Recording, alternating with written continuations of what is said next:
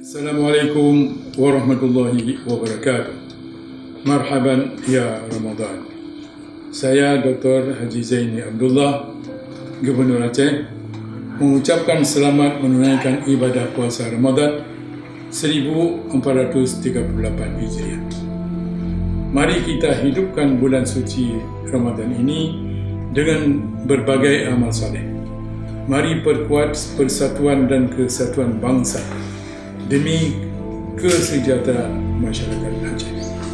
Semoga Allah Subhanahu wa taala menerima amalan kita dan menjadikan kita sebagai hamba-Nya yang muttaqin.